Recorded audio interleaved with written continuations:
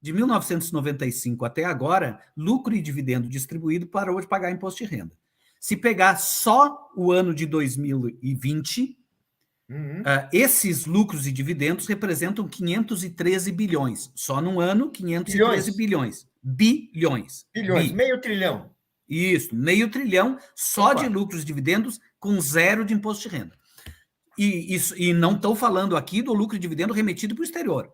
E nem os lucros distribuídos para outras pessoas jurídicas. São apenas lucros e dividendos distribuídos para pessoas físicas, de carne e osso, como nós três. Né? Então, esse lucro e dividendo, se fosse tributado como é tributado a minha renda do trabalho, a renda de vocês do trabalho, a renda de todo trabalhador, eles geraria uma arrecadação de 140 bilhões, aproximadamente. Esse lucro e dividendo geraria uma arrecadação de 140 bilhões. Se nós não cobramos esses 140 bilhões, é como se nós estivéssemos dando a essas pessoas 140 bilhões. Claro, claro. É muito maior que o Bolsa Família. E uma quantidade muito menor de pessoas. E estamos falando de tributo. O tributo pertence ao Estado, né? O tributo pertence à sociedade. Sim, os super ricos já ganharam muito dinheiro pagando tributos. É hora de começar a pagar tributos. Como é que se vê isso, assim, em termos de possibilidade efetiva daqui para frente, né? Eu acho que tendo como objetivo fazer este projeto, fazer com que isso ande, existe daí um processo de construção das condições, né? Se não é possível fazer isso tudo num passo só, e talvez não seja, e eu acho que para que ocorra num passo só é preciso muita mobilização popular, e para ocorrer num passo só seria resolver tudo neste ano. Como é que a gente resolveria tudo neste ano? Ora, revoga os artigos que concederam as isenções. Pronto, revogou, elas voltam a ser tributadas. Podemos alterar as alíquotas, criar alíquotas mais altas, mas também podemos não criar. Né? Criar alíquotas de 35%, 40%, 45%, como já tem no mundo todo, para que esses mais ricos paguem alíquotas um pouco mais elevadas, e como já tivemos em 1988, que era 45% alíquota máxima. Podemos fazer isso.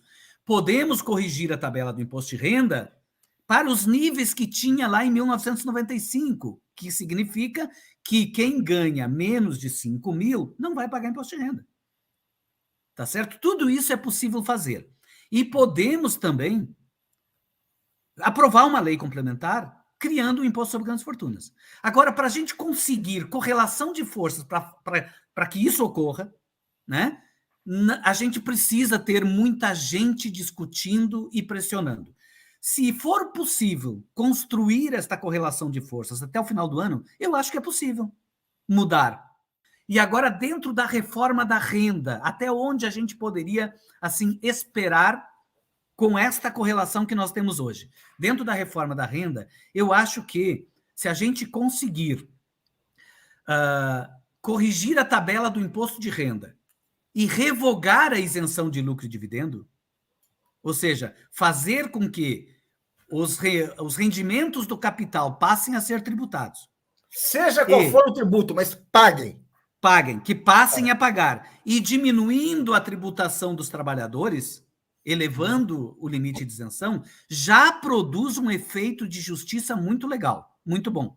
Tá certo? Só essa medida dentro do imposto de renda, né, já produz um efeito de redistributivo, ou seja, as pessoas que pagam hoje até 5 mil reais, o volume, quem ganha até 5 mil reais hoje, paga de imposto de renda aproximadamente 17 bilhões de reais. Então, se eles deixarem... 17 bi, tá. 17 bi é o que paga de imposto quem ganha menos de 5 mil. Até 5 mil. Isso. Então, se eles deixarem de pagar, isso significa 17 bilhões de renda para os trabalhadores, né? Se a contrapartida disso significa não tributar tanto os lucros de dividendo, não aumentar muitas alíquotas, já é um bom negócio. Ou seja, tributa lucro de dividendo distribuído, libera os mais pobres, né? E aí, e isso saiu numa matéria recentemente, eu acho que foi ontem, né? Que já foi anunciado, não sei por quem, que com um imposto de renda mais equilibrado, nesse sentido, é possível que no longo prazo se possa ampliar a arrecadação da tributação da renda e reduzir a tributação do consumo. E aí nós vamos nos aproximando da configuração estrutural dos sistemas tributários dos países da OCDE, que é isso aí. A nossa diferença para a OCDE é só isto. Nós tributamos muito pouco a renda e muito o consumo. Eles tributam mais a renda e menos o consumo. Se a gente equilibrar o sistema tributário para que ele seja progressivo, para que todos os ganhos, não interessa de que fonte seja, sejam jogados numa tabela progressiva de imposto de renda, todos, né? Eu ganhei lá no mercado financeiro, eu ganhei no mercado de ações, eu ganhei em qualquer lugar, eu vendi um imóvel e ganhei, eu jogo isso na minha tabela. E elevo o limite de isenção, os pequenos ganhos não pagarão tributos. Ou seja, até 5 mil não paga nada. Acima de 5 mil, todo mundo paga. E paga alíquotas progressivas. Então, se a gente consegue equilibrar o sistema, a tributação não vai assustar, nunca vai assustar o pequeno empreendedor, não vai assustar o pequeno investidor, não vai assustar, porque eles vão ficar abaixo daqueles limites a partir do qual a gente começa a cobrar, desde que a gente trate todos os rendimentos com isonomia, né?